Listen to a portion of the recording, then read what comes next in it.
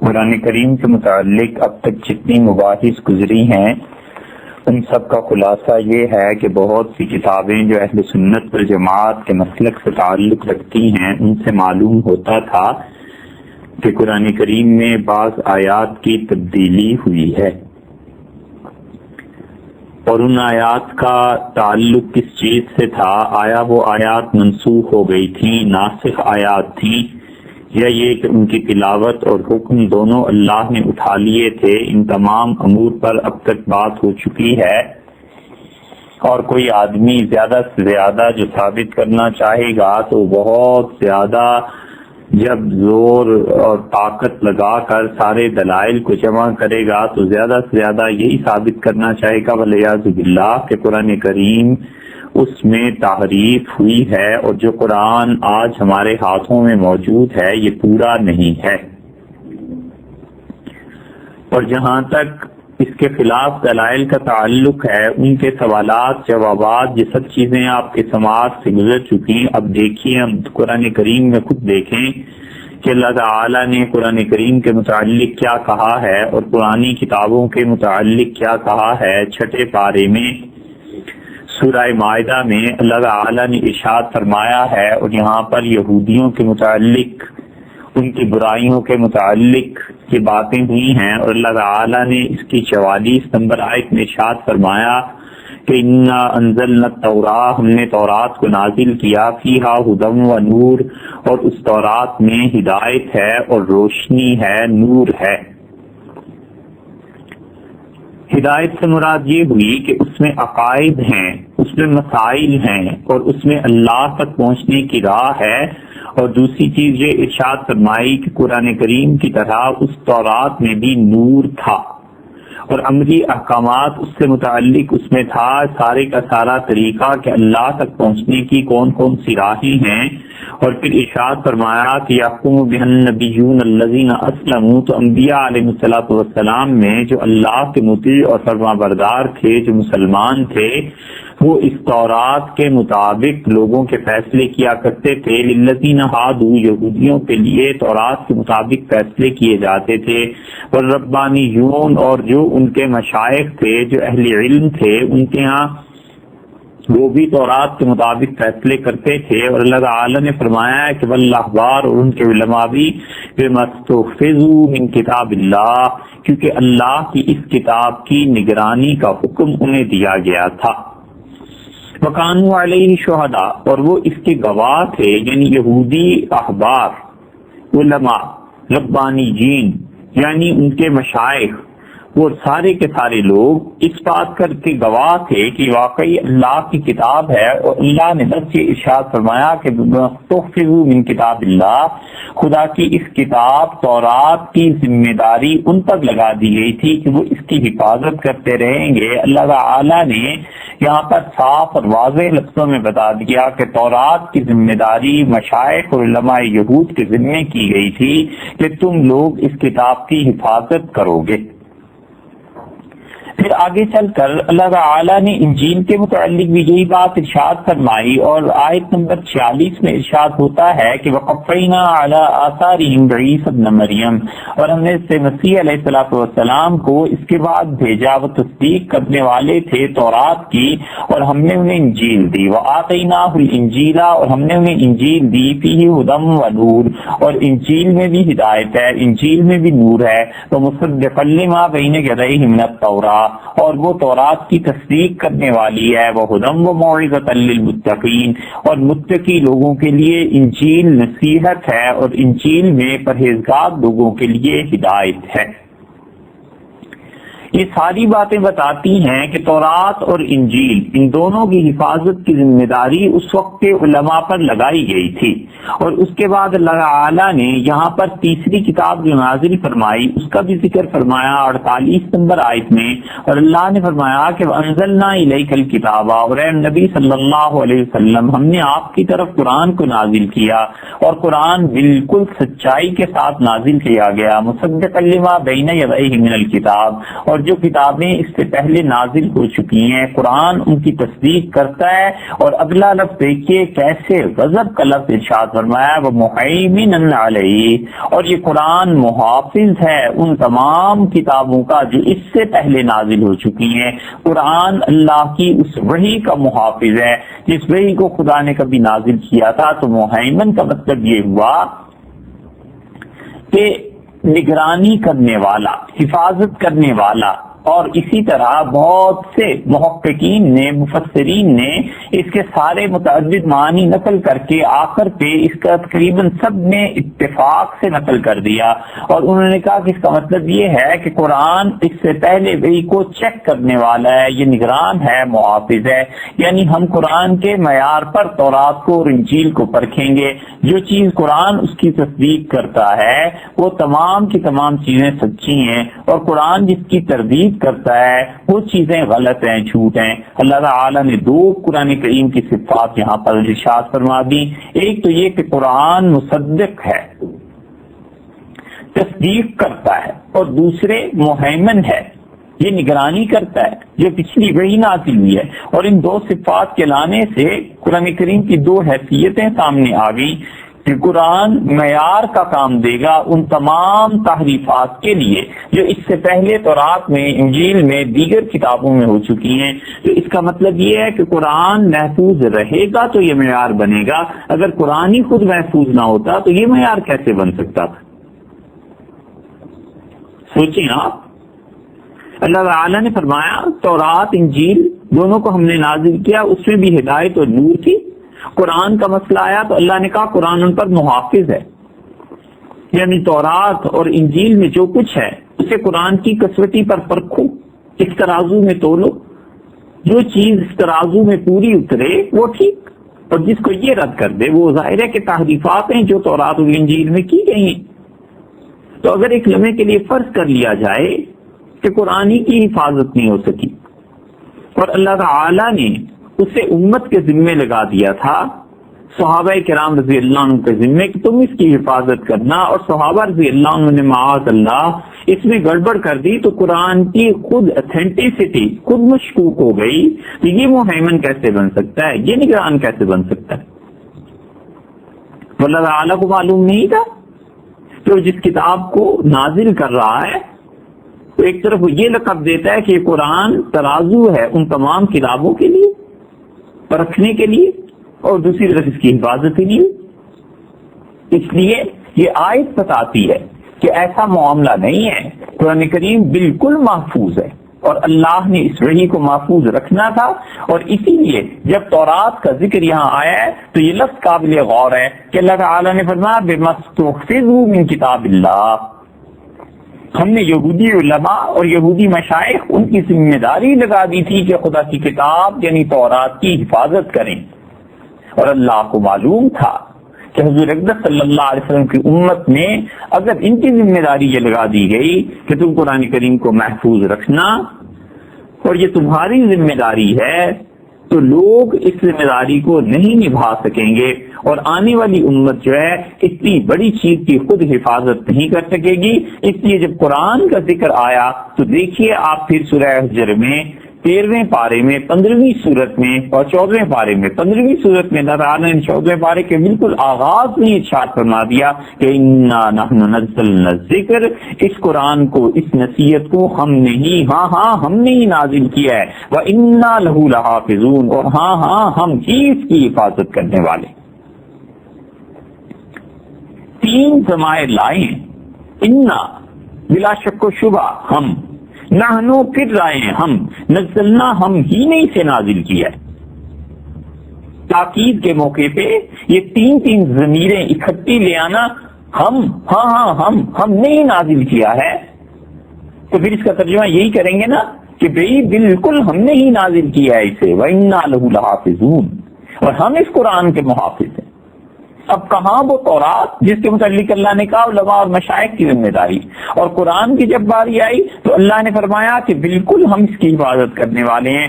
آج پوری کائنات میں کوئی ایسی کتاب نہیں ہے جو خود بھی اپنے متعلق دعویٰ کر سکے، حتیٰ کہ تورات اور انجیل بھی یہ دعویٰ نہیں کر سکتی کہ ہم محفوظ ہیں۔ قرآن اس دعوے میں بالکل منفرد ہے، اور باقی کتابوں کے متعلق زیادہ سے زیادہ یہی کہا جا سکتا ہے کہ خدا کی کچھ تعلیم اس میں باقی ہوگی، باقی مرتب وہ انسانوں نے کی ہیں۔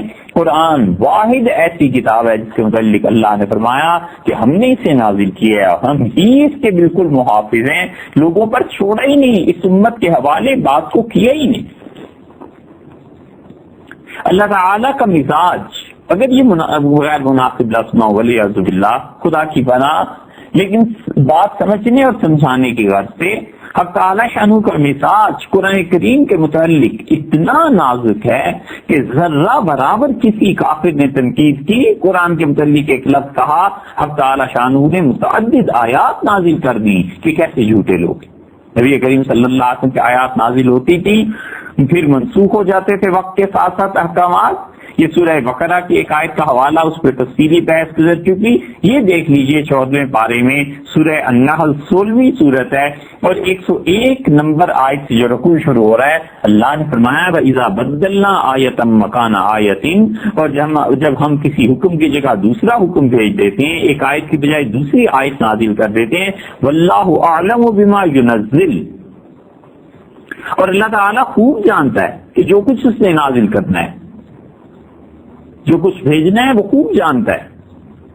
لیکن تبدیلی احکامات کو یہ مشرکین مکہ کیا کہتے ہیں؟ قالوا انما انت مفتر، کہتے ہیں یہ تو تم نرے گھڑ لینے والے ہو، اپنے پاس سے گھڑتے رہتے ہو، جو موقع کے مناسبت سے تم نے دیکھا وہی دین کا ایک حکم کہہ کے جاری کر دیا، یہ تو تمہاری اپنی عادت ہے۔ معاذ اللہ، رسول اللہ صلی اللہ علیہ وسلم کے الزام۔ اللہ نے فرمایا بل اکثرهم لا يعلمون، ان میں اکثر ایسے لوگ ہیں جو جاہل ہیں، احکامات جس ارتقاء اور ترتیب سے نازل ہو رہے ہیں یہ اس کی مصلحت اور حکمت کو جانتے ہی نہیں۔ پھر قرآن ہے کیا؟ قل نزلہ روح القدس، آپ ان سے کہیے کہ قرآن جبریل امین روح القدس پاک روح لے کے آئی ہے میرے رب کا، آپ کے پروردگار کی طرف سے، بالحق سچائی کے ساتھ، لیثبت الذین آمنوا، تاکہ قرآن ایمان والوں کو ثابت قدم رکھے، وہدن، اور قرآن تو ہدایت ہے، وبشریٰ للمسلمین، اور اسلام قبول کرنے والوں کے لیے بہت بڑی بشارت خوشخبری ہے قرآن اللہ نے انہیں دی ہے۔ وَلَقَدْ نَعْلَمُ أَنَّهُمْ يَقُولُونَ، ہمیں اچھی طرح معلوم ہے یہ لوگ اعتراض کرتے ہیں اور کہتے ہیں انما يعلمه بشر، ایک آدمی آتا ہے اور محمد صلی اللہ علیہ وسلم کو قرآن سکھا جاتا ہے۔ مکہ مکرمہ میں 2 غلام تھے اور وہ لوگوں کی تلواریں بنایا کرتے تھے لوہے سے، اور تورات انجیل بھی پڑھتے تھے، تو رسول اللہ صلی اللہ علیہ وسلم کبھی ان کے پاس رک جاتے تھے۔ تو مشرکین مکہ نے جب یہ دیکھا کہ 2 غلاموں کے پاس یہ رکتے ہیں تو ان سے کہنے لگے کہ کیا تم دونوں لڑکے انہیں قرآن سکھاتے ہو؟ انہوں نے کہا ہم کہاں سکھا سکتے ہیں۔ ان کا نہیں، تم تورات اور انجیل پڑھتے ہو نا، تم اسے قرآن سکھاتے ہو۔ اللہ نے فرمایا انما يعلمه بشر، یہ کہتے ہیں کہ ایک آدمی سکھاتا ہے، لسان الذی یلحدون الیہ، جن لوگوں جس شخص کی طرف تم نسبت کرتے ہو، عجمی، اس کی زبان تو عجمی ہے، وہذا لسان عربی مبین، اور ہم نے قرآن کو تو بڑی فصیح عربی زبان میں نازل کیا۔ وہ لوگ تو اپنے ما فی الضمیر کو ادا کرنے پہ قدرت نہیں رکھتے، ان کے پاس تو ایسی زبان ہی نہیں ہے۔ قرآن کے متعلق کہتے ہو کسی سے سیکھ کے آ جاتے ہیں۔ ان الذین لا یؤمنون بآیات اللہ، جو لوگ اللہ کی آیتوں پہ ایمان نہیں رکھتے، لا یہدیہم اللہ ولہم عذاب علیم، اللہ انہیں کبھی ہدایت نہیں دیتا اور ان کے لیے سخت دردناک عذاب۔ اس لیے جہاں بھی کسی نے ذرہ برابر کوئی بات کی قرآن کریم کے متعلق اللہ تعالیٰ نے اسی وقت بیخبنی فرمائی ہے. کیوں؟ آخر اس وجہ سے کہ خدا کو معلوم تھا یہ اس کی آخری وحی ہے اور اس نے قیامت تک رہنا ہے اور اس پر ہی ساری دنیا کی ہدایت کا دار و مدار ہے. ہزاروں لاکھوں نہیں، کروڑوں نہیں، اربوں انسانوں کی ہدایت اور گمراہی کا دار و مدار اس کتاب پر ہے. اس لیے اللہ تعالیٰ نے قرآن کے متعلق اسی لیے بار بار ارشاد فرمایا ہے. آگے دیکھ لیجیے 18ویں پارے میں سورہ الفرقان میں 25ویں سورہ ہے یہ قرآن کی 4 آیت میں اللہ فرماتے ہیں فقال الذین کفروا، اور یہ جو لوگ کافر ہیں یہ کہتے ہیں ان ھذا الا افک افترا، یہ قرآن تو بس مکمل طور پر جھوٹ ہے، میرا جھوٹ ہے. افترا محمد صلی اللہ علیہ وسلم اپنے پاس سے گھڑ لیتے ہیں، بیٹھ کے بناتا رہتا ہے معاذ اللہ. وَأَعَانَهُ عَلَيْهِ قَوْمٌ آخَرُونَ، اور ایک اور قوم بھی ہے، کچھ اور لوگ بھی ہیں جو اس کی مدد کرتے ہیں. ٹھیک یہ وہی الزام ہے جو 1500 سال پہلے مشرکین مکہ جاہل لگاتے تھے. آج بھی سینکڑوں یہودی اور ملحد اور مستشرکین اسی کو اپنی کتابوں میں بار بار دہراتے ہیں کہ حضور صلی اللہ علیہ وسلم قرآن کو تورات دیکھ کے لکھ لیا تھا. یہ ہے وَأَعَانَهُ عَلَيْهِ قَوْمٌ آخَرُونَ. پھر ظالم یہ کہتے ہیں کہ اس میں اس کی مدد دوسرے لوگ بھی کر دیتے ہیں. فَقَدْ جَاءُوا ظُلْمًا وَزُورًا، بڑے ظلم کے مرتکب ہوئے ہیں لوگ، بہت بڑا جھوٹ بولا ہے جو یہ کہتے ہیں.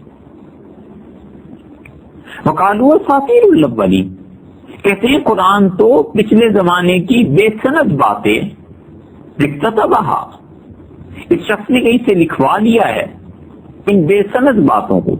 نوح، صالح، ہود علیہ السلام کی قصے معاذ اللہ کوئی سند نہیں ہے ان کی، بس اس شخص نے لکھوا لیا فَهِيَ تُمْلَىٰ عَلَيْهِ بُكْرَةً وَأَصِيلًا، پھر وہی صبح و شام پڑھ کر سنایا جاتا ہے. اس شخص نے لکھوا لیا ہے، پھر وہی اس شخص کو صبح و شام پڑھ کر سنایا جاتا ہے. اللہ نے کہا قرآن کے متعلق کہتے ہو قُلْ أَنزَلَهُ الَّذِي يَعْلَمُ السِّرَّ فِي السَّمَاوَاتِ وَالْأَرْضِ، آپ کہہ دیجئے اس قرآن کو تو اس ذات نے نازل کی ہے جس سے آسمانوں کے، زمین کے ایک ایک راز کی خبر ہے. اس کا علم اتنا کامل ہے کہ مخلوق کا علم اس سے کوئی نسبت ہی نہیں رکھتا. إِنَّهُ كَانَ غَفُورًا رَحِيمًا، اور بڑی مغفرت کرنے والا ہے، مہربان ہے. ایسی بےہودہ باتوں پہ فوراً عذاب نازل نہیں ہو جاتا، تمہیں مہلت دے رہا ہے، توبہ کر لو. یہ ہے قرآن کریم. اس لیے اللہ نے بتایا ہے کہ ہم نے اسے نازل کیا ہے، ہم اس کی حفاظت کرنے والے ہیں. اس لیے جتنے بھی مذاہب ہیں دنیا میں، اسلام کو اس لیے برتری حاصل نہیں ہے کہ بہت اعلیٰ درجے کا کوئی مذہب ہے یا اس کی بہت اچھی کوئی چیز ہے، بلکہ بات یہ ہے کہ اسلام وہی دین ہے، وہی مذہب ہے جو اللہ تعالیٰ نے نوح علیہ السلام کو دیا تھا، جو اللہ تعالیٰ نے موسیٰ اور عیسیٰ علیہ السلام کو دیا تھا. فرق یہاں پڑ جاتا ہے کہ قرآن ہسٹوریکل کریڈیبلٹی قرآن کی، تاریخی اعتبار قرآن کو حاصل ہے، اور قرآن کے علاوہ کوئی وحی ایسی نہیں ہے جس کے متعلق ہم یہ کہہ سکیں کہ ہسٹوریکل کریڈیبلٹی اسے بھی حاصل ہے. دنیا بھر کے مستشرقین، دنیا بھر کے کافر یہ تلے ہوئے اس بات کو کرنے کے لیے کہ کسی طرح وہ ثابت کریں کہ قرآن محفوظ کتاب نہیں. قرآن بھی وقت کے ساتھ ساتھ ایسے ہی ہو گیا تھا. ولیعذ باللہ وقت کے ساتھ ساتھ کیا حضرت حضور صلی اللہ علیہ وسلم کی آنکھ بند ہوئی، اس میں سے ابو بکر رضی اللہ عنہ نے یہ آیتیں نکال دی، عمر رضی اللہ عنہ نے یہ آیتیں نکال دی، عثمان رضی اللہ عنہ تو بالکل صاف ہی کر گئے. یہ جتنے لوگ اس قسم کے عقیدے رکھتے ہیں کہ قرآن محفوظ نہیں ہے، مستشرقین ہوں، یہودی ہوں، عیسائی ہوں، جو بھی کافر ہو، وہ صرف یہ چیز ثابت کرنے پہ لگے ہوئے ہیں کہ دنیا میں اسلام کے پاس کوئی قطعی چیز نہیں ہے. اور اللہ نے اسی لیے پوری طرح ٹھوک بجا کر یہ بات کہی اور پورے دعوے سے کہا کہ ہم نے قرآن کو نازل کیا ہے، ہم اس کی حفاظت کر رہے ہیں.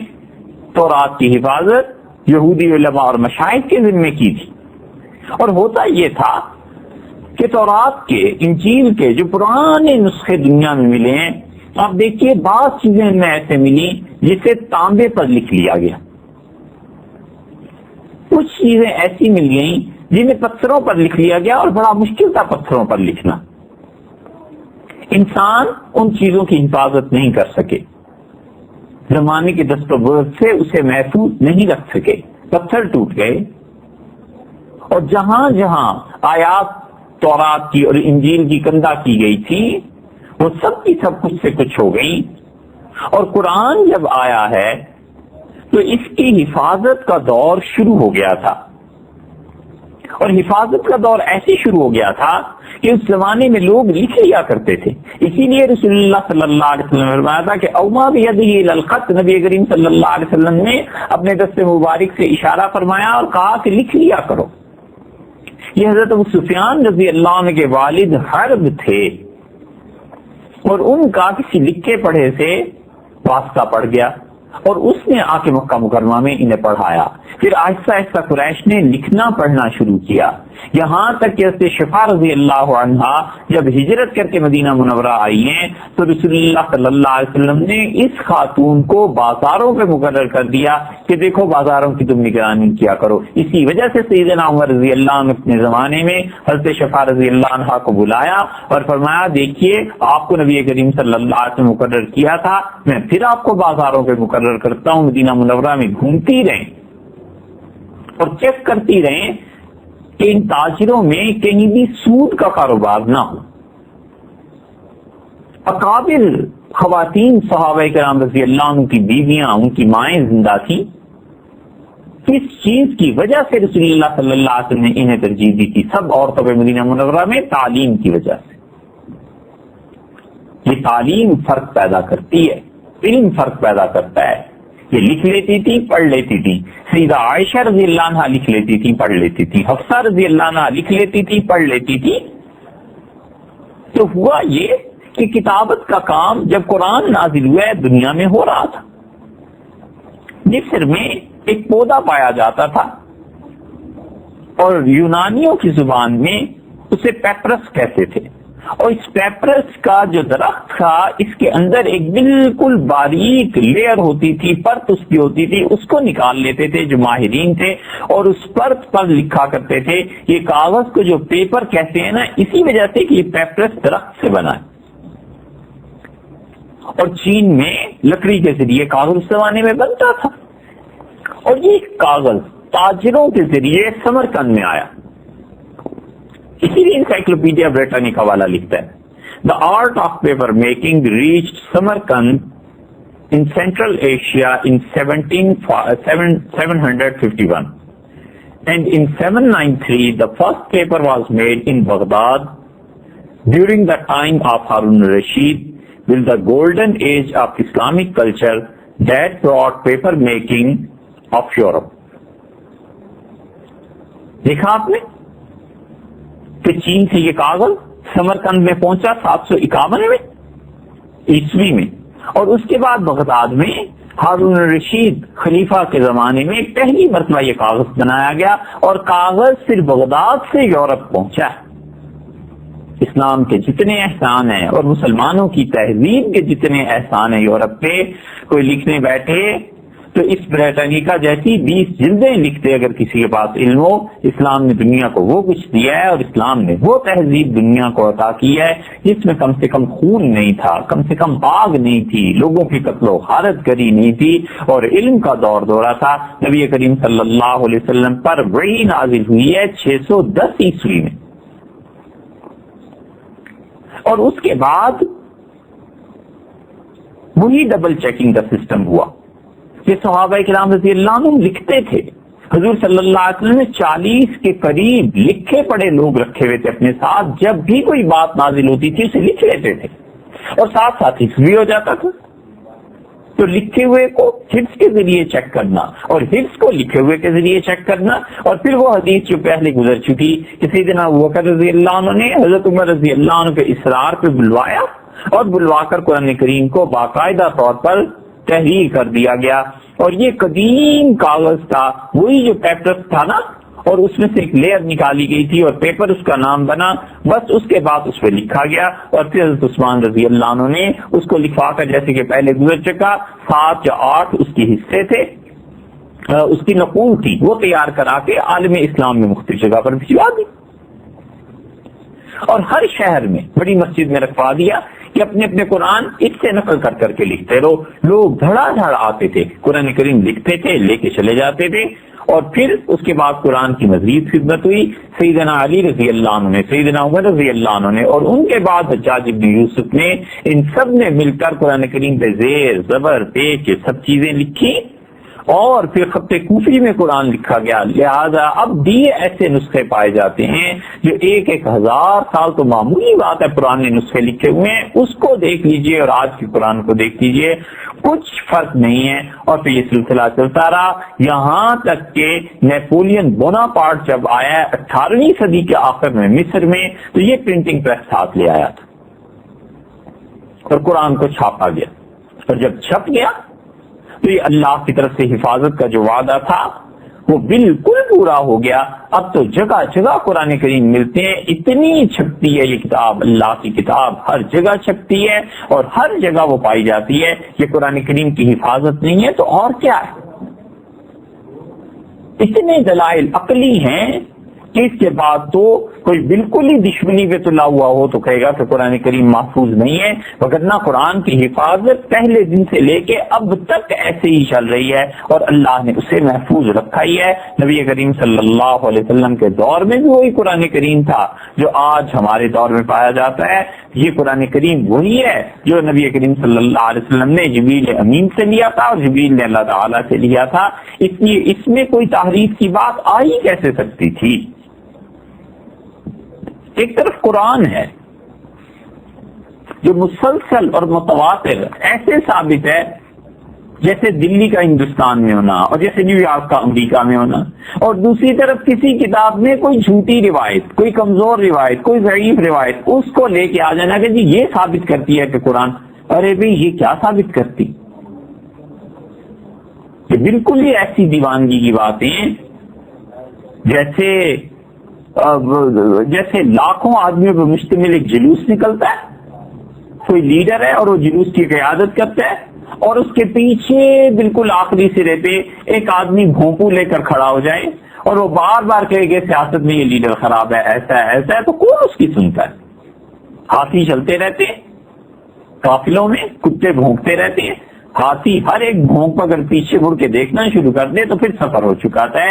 اس لیے اتنا بھونگا الزام ہے کہ کوئی عقل مند آدمی جس کا تعلق دین سے نہ بھی ہو، اسلام سے نہ بھی ہو، تو بھی جب اتنے حقائق کا مطالعہ کرے گا تو یہ بات تسلیم کیے بغیر نہیں رہ سکتا کہ قرآن اپنی حقیقی صورت میں آج بھی امت میں ایسے ہی محفوظ ہے جیسے وہ پہلے دن حضور اکبر صلی اللہ علیہ وسلم پر نازل ہوا تھا. رہ گئی یہ بات، یہ حضرت عثمان رضی اللہ عنہ پہ الزام ہے. اسی طرح عثمان رضی اللہ عنہ نے قرآن کریم کو جلا دیا تھا. اس کی ساری اصل وہ ہے جو صحیح بخاری کی روایت فضائل القرآن میں آتی ہے. امام بخاری رحمت اللہ علیہ نے اپنی صحیح میں باب باندھا ہے کہ جمع القرآن، قرآن کریم کیسے جمع ہوا. اور روایت یہ ہے کہ انس بن مالک رضی اللہ عنہ نے بیان کیا کہ حذیفہ بن یمان رضی اللہ عنہ قدم علی عثمان، سیدنا عثمان رضی اللہ عنہ کے پاس آئے، اور یہ روایت پہلے اس سے گزر چکی ہے، اس کو کچھ تفصیل کے ساتھ آپ کی خدمت میں پیش کیا جا چکا ہے. وکان یغازی اہل الشام فی فتح آرمینیا و آذربائیجان مع اہل العراق، اور اہل عراق کی مدد کے ساتھ آرمینیا اور آذربائیجان کے علاقے جو تھے شام والوں کی مدد کے ساتھ ان لوگوں نے مل کے فتح کرنے تھے. وافزع حذیفہ اختلاف فی القراء، جب یہ شام، عراق اور ان کے لشکر جمع ہوئے حذیفہ رضی اللہ عنہ کے، تو حذیفہ رضی اللہ عنہ گھبرا اٹھے لوگوں کی قرآت میں اختلافات دیکھے. فقال حذیفہ رضی اللہ عنہ مدینہ منورہ حاضر ہوئے اور حضرت عثمان رضی اللہ عنہ کا یا امیر المومنین، امیر المومنین ادرک هذه الامہ قبل ان يختلفوا في الكتاب اختلاف اليهود والنصارى، اس امت کی خبر لیجئے، خدا کی کتاب کے متعلق اختلافات کی ابتدا ہونے لگی ہے، ایسے نہ ہو کہ یہودیوں اور عیسائیوں جیسے اختلافات ہو جائیں. حضرت عثمان رضی اللہ عنہ نے حفصہ رضی اللہ عنہ کی طرف بھیجا ایک قاصد کو اور کہا ہمارے پاس وہ قرآن کریم کا نسخہ بھیج دیں جو لکھا تھا سیدنا ابوبکر رضی اللہ عنہ کے زمانے میں، تو ہم اس کی کاپیز بنائیں گے. ننسخها فی المصاحف، ہم صفحات میں اسے لکھ لیں گے، ثم نردھا الیک، اور ہم اس کے بعد آپ کی خدمت میں دوبارہ پیش کر دیں گے۔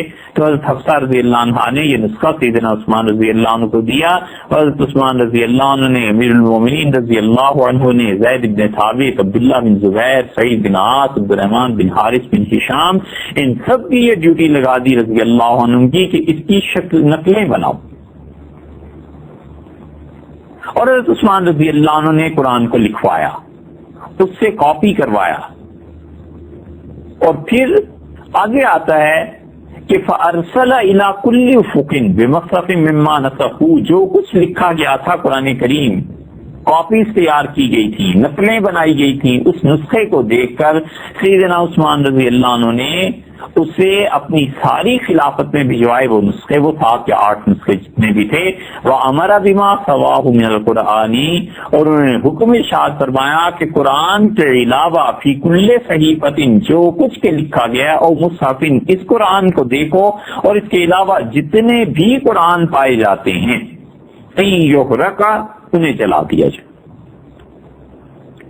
یہ قرآن میں بھیج رہا ہوں، اور اس قرآن کے علاوہ جتنے بھی قرآن پائے جاتے ہیں، مثلا کچھ نسخے ایسے جن میں منسوخ آیات بھی ابھی تک لکھی ہوئی ہیں، مثلا کچھ نسخے ایسے ہیں جن میں ابھی تک وہ آیات لکھی ہوئی ہیں جن آیات کی تلاوت نبی کریم صلی اللہ علیہ وسلم نے ترک فرما دی تھی، مثلا تفسیری جملے جن میں لکھے ہوئے ہیں۔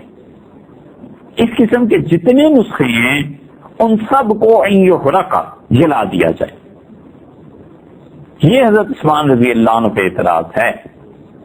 ہم پوچھتے ہیں کہ سیدنا عثمان رضی اللہ نے چلو بھئی فرض کر لیا کہ جلانے ہی کا حکم دے دیا تھا، تو امت لڑ کے ٹکڑے ٹکڑے ہو جاتی ہے، اور قرآن جیسی کتاب اگر محفوظ نہ رہتی، ولیعذ باللہ، فرض کر لو یہ زیادہ اچھا تھا یا وہ جو باقی نسخے تھے انہیں آگ میں جلانا زیادہ اچھا تھا؟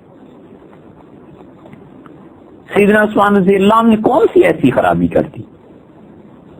اور عثمان رضی اللہ عنہ نے کیا یہی لکھ کے بھیجا تھا کہ یحرق، کہ اسے جلا دیا جائے؟ یہ یحرق کا لفظ جو ہے نا، تحریق، جلانا، ہا کے ساتھ ہے۔ حلوے کے آغاز میں جو ہا آتی ہے اس کے ساتھ ہے نا۔ اور دوسری روایت ترمذی کی یہ ہے کہ وہ کہتے ہیں نقل کرنے والے سے ایک نقطہ چھوٹ گیا ہے، اور یہ تھا اصل میں لفظ کہ یحرق، کہ ان کو پھاڑ دیا جائے۔ اسماعیلی رحمت اللہ علیہ وہ بخاری کی روایت کو کہتے ہیں کہ انتم ہا، یہ حکم دیا تھا کہ مٹا دیا جائے۔ تو جب الفاظ میں خود روایت میں اختلاف ہو گیا کہ سیدنا عثمان رضی اللہ عنہ کا اصل حکم کیا تھا، کیا جلا دینا یا یہ کہ پھاڑ دینا یا مٹا دینا، تو پھر جب اختلاف خود ایک لفظ میں روایات میں واقع ہو گیا ہے تو مختلف فی روایت پر یقین کر لینا، اور سیدنا عثمان رضی اللہ عنہ کی جلالت قدر اور نبی کریم صلی اللہ علیہ وسلم کے داماد اور ان کا اللہ سے تعلق، اس کی کوئی اہمیت ہی نہیں رہی۔ پھر الزام جو لگانا ٹھہرا۔ اور دوسری جگہ آتا ہے کہ وَأَمَرَهُمْ أَن يُحْرِقُوا، حضرت عثمان رضی اللہ عنہ نے حکم دیا کہ جو کوئی بھی اس قرآن جو میں بھیج رہا ہوں اس کے علاوہ کوئی اور لکھا گیا ہے اسے جلا دیا جائے۔ اور اس زمانے میں حرقت المصاحف بالعراق بالنار، عراق میں آگ میں متعدد نسخے ڈال دیے گئے۔ یہ کیا جو لوگ جلا رہے تھے، ہم سوال یہ کرتے ہیں کہ کیا وہ اپنے گھروں میں تنہائی میں جلا رہے تھے؟ ان میں کوئی ایمان نہیں رہ گیا تھا؟ سیدنا علی رضی اللہ عنہ کی روایت، امیر المومنین رضی اللہ عنہ ارشاد فرمایا لا تقولوا لعثمان فی احراق المصاحف، قرآن کریم کے جن نسخوں کو جلانے کا عثمان رضی اللہ عنہ نے حکم دیا تھا، عثمان پر تان نہ کرنا الا خیرن، سوائے اچھائی کے انہوں نے کوئی کام نہیں کیا، بالکل ٹھیک کیا۔ مصعب بن سعد کہتے ہیں ادرکت الناس متوافرین، میں نے کثرت سے لوگوں کو دیکھا جب حضرت عثمان رضی اللہ عنہ نے حکم دیا تھا تو ان مصاحف کو جب جلایا گیا فاعجبہم ذالک، تو لوگوں نے عجبہم اس میں تعجب کا اظہار کیا یا خوشی کا اظہار کیا۔ تو لوگ آخر دیکھ ہی رہے تھے یہ جتنا آج اعتراض کرنے والے اپنا ایمان کہتے ہیں کہ ارے عثمان رضی اللہ عنہ نے قرآن چلا دیا تھا، کیا عثمان رضی اللہ عنہ اور صحابہ کرام رضی اللہ عنہ اور پوری خلافت اسلامیہ میں مسلمانوں میں اتنی غیرت، اتنا ایمان بھی نہیں تھا جتنا آج یہ اعتراض کرنے والوں کا ایمان ہے؟ یہ بھی تو سوچنا چاہیے۔ اس زمانے کے ظالم آج کے بہت سے نام نہاد اولیاء اللہ سے بہتر تھے، انہوں نے حضور اکرم صلی اللہ علیہ وسلم کے دور کی برکات دیکھی تھی، اور آگے آیا ہے کہ جن لوگوں کے سامنے یہ جلائے گئے نسخے لم ینکر ذالک منہم احد، کسی ایک نے بھی حضرت عثمان رضی اللہ عنہ کو برا نہیں کہا، کسی ایک نے بھی اس فعل پر تنقید نہیں کی۔ تو ہم کہتے ہیں چلو بھائی فرض کر لو جلا دیے گئے، لوگوں کے سامنے جلائے گئے، مجمع جمع ہو گئے، متوافرین لوگوں کے چھٹ لگ گئے اس چیز کو دیکھنے کے لیے، ان میں سے تو کسی نے اعتراض نہیں کیا۔ اب 1500 سال بعد اعتراض یاد آ رہا ہے کہ عثمان رضی اللہ عنہ نے یہ کیا، فرض کی جلائی گئے تھے، تو کیا ان کا جلانا اچھا تھا جن میں تفسیری جملے شامل تھے، جن میں منسوخ آیات شامل تھیں؟ حضرت عثمان رضی اللہ عنہ کا ختم کرو اس قصے کو، اور جو اصل حقیقی قرآن ہے وہ تمہارے سامنے، یہ اچھا تھا؟ یا یہ کہ اس صدی میں اختلافات پڑ جاتے کہ قرآن میں یہ بھی ہے اور یہ بھی ہے، ایک کہتا نہیں جی یوں ہے اور دوسرا کہتا یوں ہے، امت ٹکڑے ٹکڑے ہو جاتی؟ اور قرآن کریم جیسی عظیم چیز جو واحد معتمد چیز ہے جس میں سارے مسلمان متفق ہے، خود مسلمان نہ رہتے، اور تورات انجیل اور زبور جیسی حیثیت قرآن کریم کی ہو جاتی، یہ زیادہ اچھا تھا؟ عثمان رضی اللہ عنہ کا فیض زیادہ اچھا تھا؟ فرض کر لو اگر انہوں نے چلایا۔ اور اصل روایت ابو قلابہ رضی اللہ عنہ کی ہے۔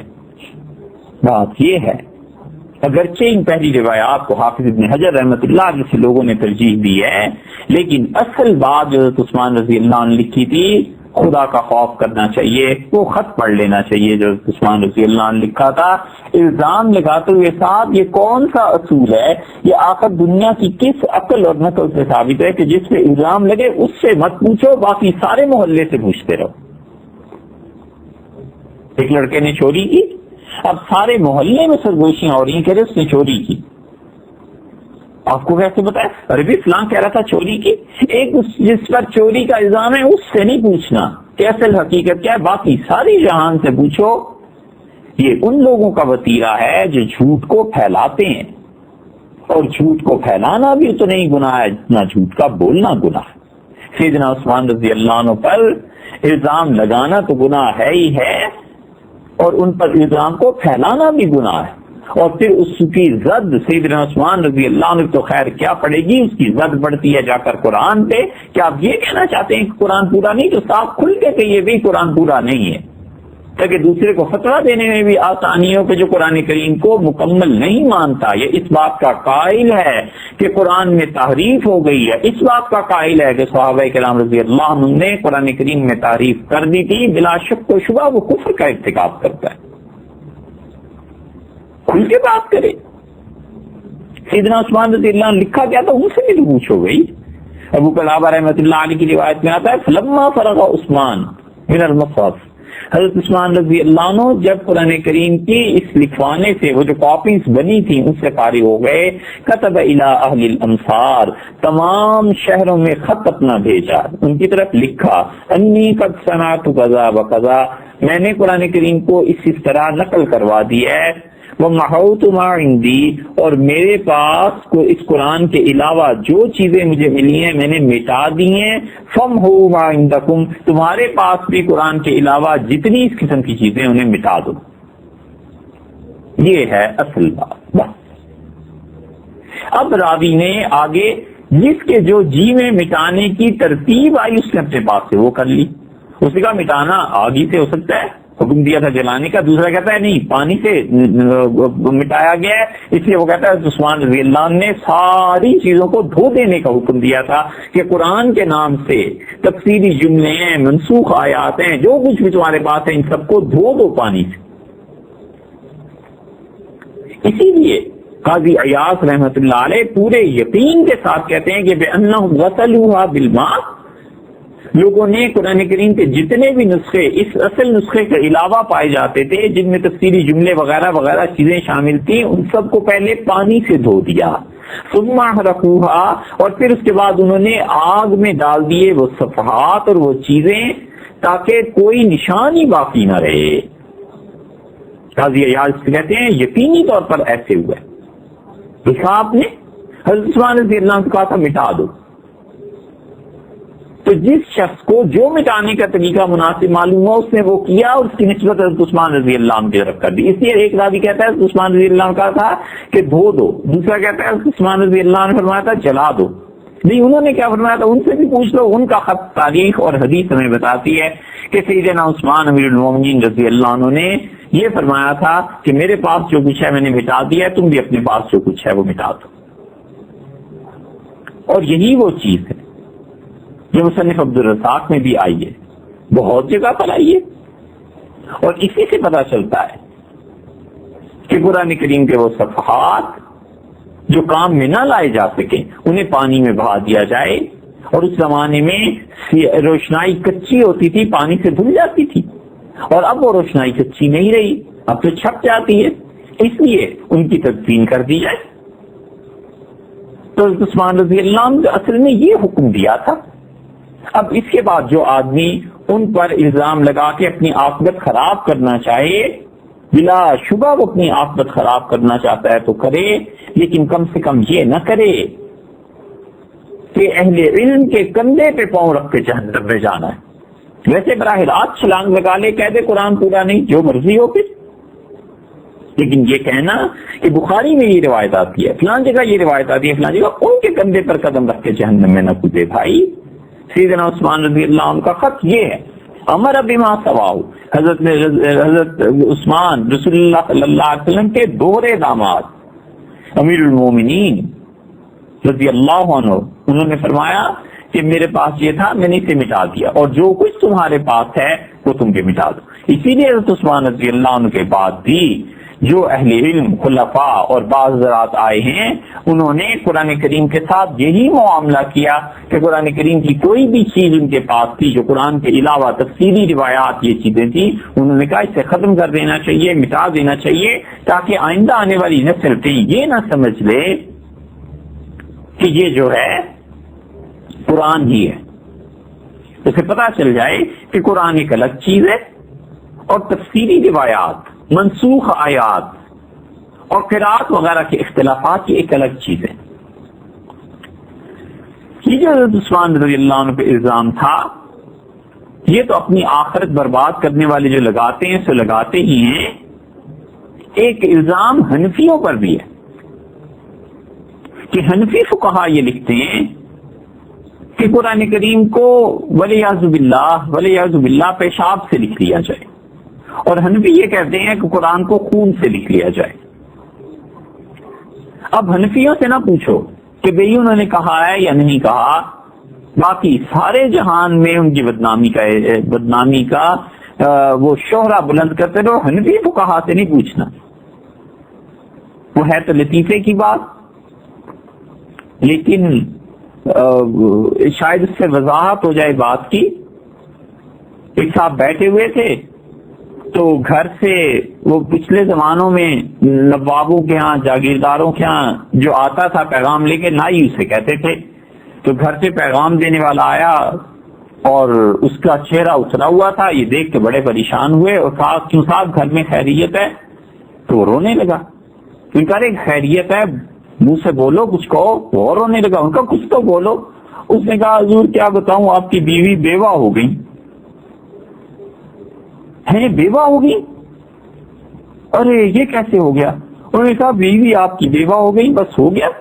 رونے لگے، چیخو پکار شروع ہو گئی، اٹھ کے جا رہے تھے اور بار بار کہتے تھے ہائے افسوس، ہم نے زندگی میں یہ دن بھی دیکھنا تھا، ہماری اہلیہ بیوہ ہو گئی۔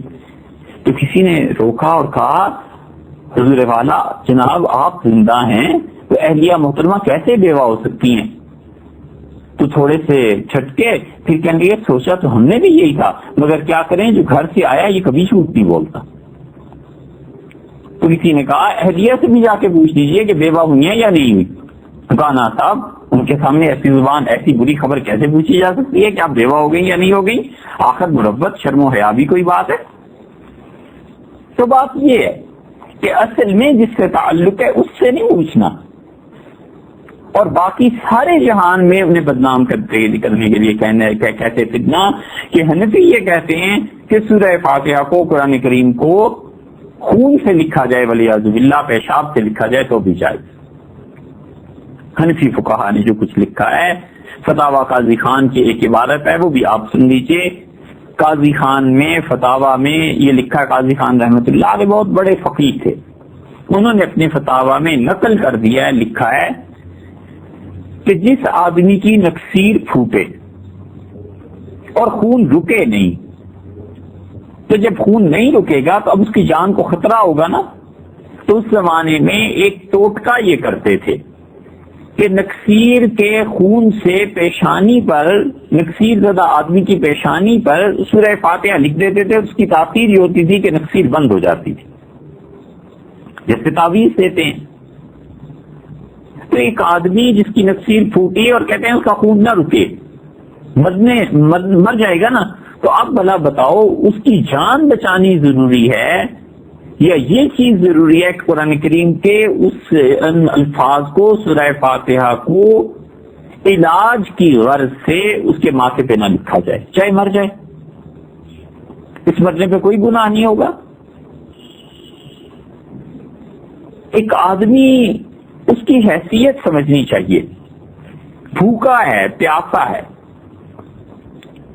اور خون اور اس کے پاس سور کا گوشت، ایسی چیزیں ہیں، اس کو کھا کے جان بچ سکتی ہے تو مر جانا چاہیے یا کھا لینا چاہیے؟ فقہا نے لکھا ہے اور اللہ نے فرمایا ہے کہ ہم نے تم پر مردار حرام کیا، خون حرام کیا، سور کا گوشت حرام کیا، اور آگے فرمایا ہے کہ ہاں جس کو اپنی جان کے لالے پڑ جائیں وہ ان چیزوں کو کھا سکتا ہے، خون پی سکتا ہے تاکہ جان بچائے، سور کا گوشت کھا لے تاکہ جان بچائے، اور اگر مر جائے اور وہ اسے تقویٰ کا بخار چڑھا ہوا ہو کہ نہیں ہم نے تو شراب پینی نہیں، چاہے مر جائیں اس وقت مگر شراب نہیں پیئیں گے، تو فقہا نے لکھا ہے قیامت میں گناہ گار اٹھایا جائے گا، اس لیے کہ اللہ نے اجازت دی تھی، خدا کی اجازت سے کیوں نہیں نفع اٹھایا۔ ایسے ہی کسی آدمی کی زندگی موت کا مسئلہ اس زمانے میں بنتا تھا، تو ایک ٹوٹکے کے طور پر یہ کہتے تھے کہ اس کی پیشانی پر نکسیر کے خون سے ہی لکھ دو سورہ فاتحہ کو تو یہ بچ جائے گا، اور بچ جاتے تھے لوگ۔ اب اس سے اعتراض کیا ہے؟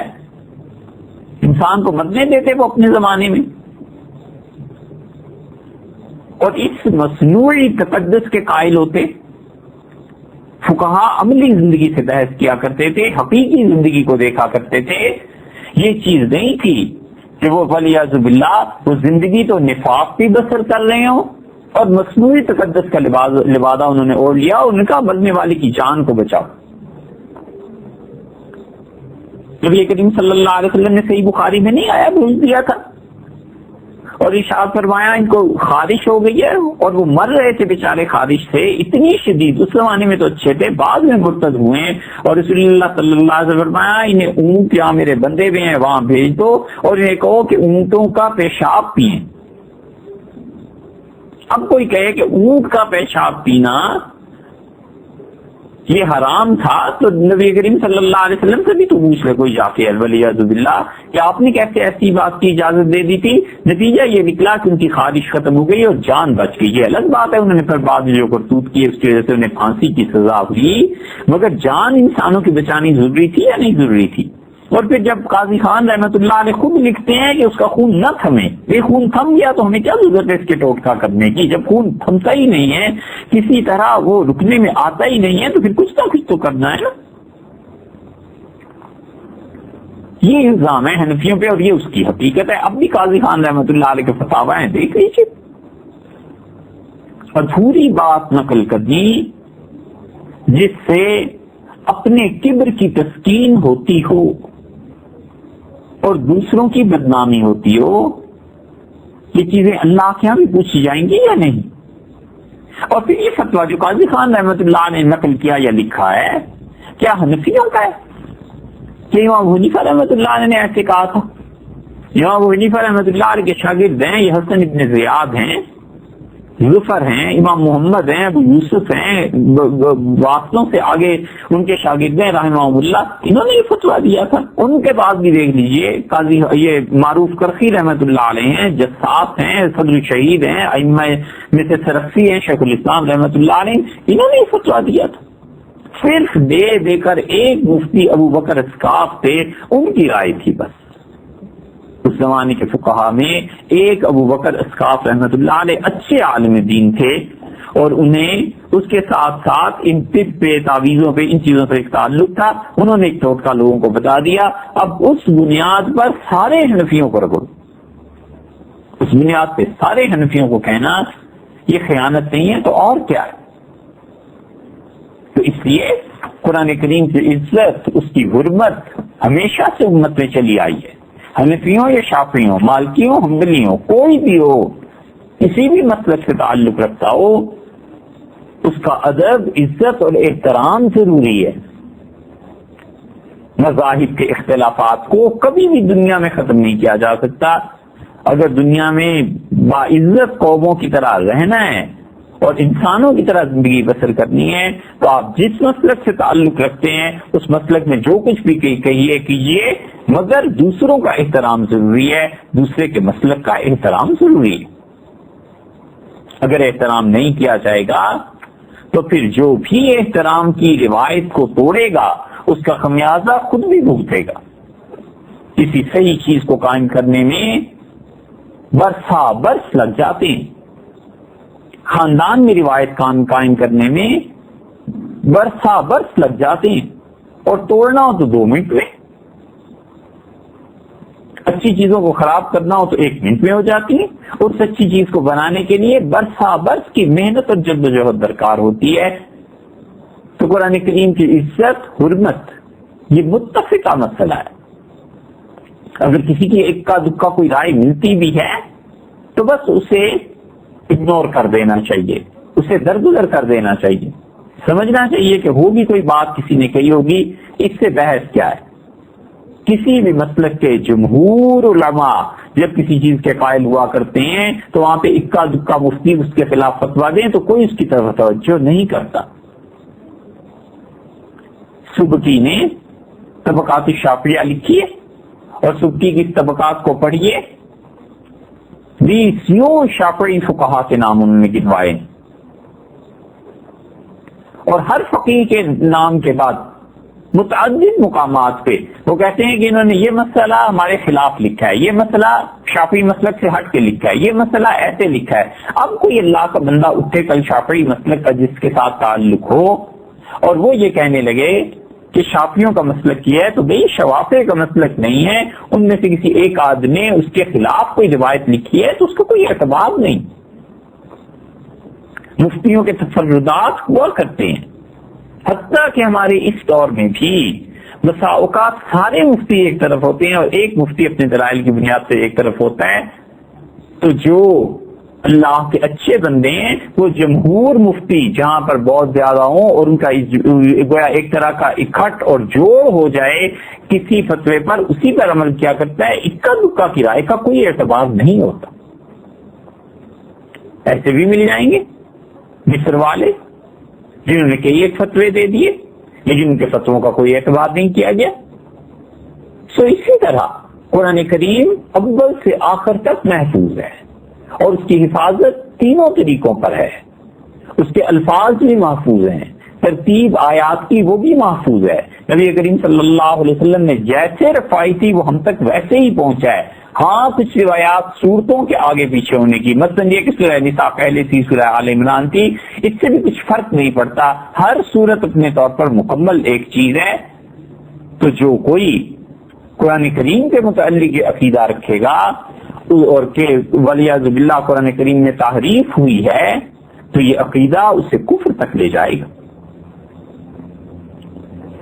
قرآن کریم کا انکار کچھ معمولی بات نہیں، عقیدے کا مسئلہ ہے، ایمان اور کفر کے معیار کی بات ہے کہ ایک آدمی ایمان سے نکلا تو سیدھا کفر میں گیا اور عبداللہ بن مسعود رضی اللہ عنہ نے جو قرآن کریم اپنے شاگردوں کو پڑھایا تھا اس وقت سے لے کر اب تک سینہ بہ سینہ اور پھر کتابت کے ذریعے محفوظ چلا آتا ہے۔ عبداللہ بن مسعود رضی اللہ عنہ پہ ایک تو یہ الزام، پھر حضرت عثمان رضی اللہ عنہ پہ الزام، ابن مسعود رضی اللہ عنہ پہ ایک اور الزام بھی لگایا گیا، اور وہ الزام یہ تھا کہ ابن مسعود رضی اللہ عنہ نے سورہ الناس اور سورہ فلق اور الناس جو آخری دو صورتیں ہیں اس کا انکار کر دیا تھا، اور ابن مسعود رضی اللہ عنہ کہتے تھے یہ قرآن کریم کا حصہ نہیں ہے۔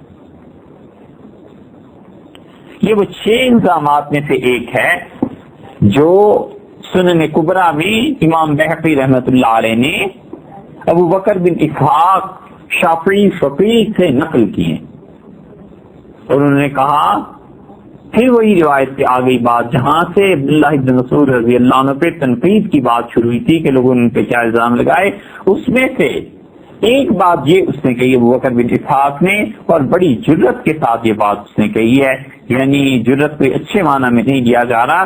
انہوں نے کہا کہ ابن مسعود رضی اللہ عنہ اگر بھول گئے رفع یدین تو کون سی ایسی بات ہے، ابن مسعود رضی اللہ عنہ تو یہ چیز بھی بھول گئے تھے، یہ چیز بھی بھول گئے تھے، اور ابن مسعود رضی اللہ عنہ کیف کان یقرأ النبی صلی اللہ علیہ وسلم رسول اللہ صلی اللہ علیہ وسلم واللیل اذا یغشا، اس سورت کو کیسے پڑھتے تھے ابن مسعود رضی اللہ عنہ یہ بھی بھول گئے تھے۔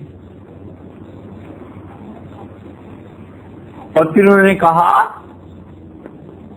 کہ ابن مسعود رضی اللہ عنہ قرآن سے ایسی چیز بھول گئے کہ کہیں مسلمانوں کا اس میں اختلاف نہیں ہوا، وہی المعوذتان، اور وہ قرآن کی آخری دو صورتیں ہیں، معوذتان 2 صورتیں جو تعوذ سے شروع ہوتی ہیں، قل اعوذ برب الفلق اور قل اعوذ برب الناس، یہ 2 صورتیں ابن مسعود رضی اللہ عنہ بھول گئے کہ یہ قرآن میں ہیں یا نہیں۔ یہ ہے الزام دوسرا ابن مسعود رضی اللہ عنہ پہ، اور یہ الزام سراسر جھوٹ اور غلط فہمی ہے۔ ابن مسعود رضی اللہ عنہ نے انکار کیا یا بھول گئے، پہلی بات تو یہ بھی ہے بھی، اگر تو ابن مسعود رضی اللہ عنہ نے انکار کیا تو ابن مسعود رضی اللہ عنہ کی صحابیت کا شرف ہم ایک طرف رکھ کر سوچیں، قرآن کریم کے کسی ایک لفظ کا حرف کا انکار کرنا بھی کفر ہے یا نہیں؟ صاف بات کرنی چاہیے۔ تو پھر ابن مسعود رضی اللہ عنہ جو پوری سورت کا انکار کرتے تھے مسلمان رہ جائیں گے؟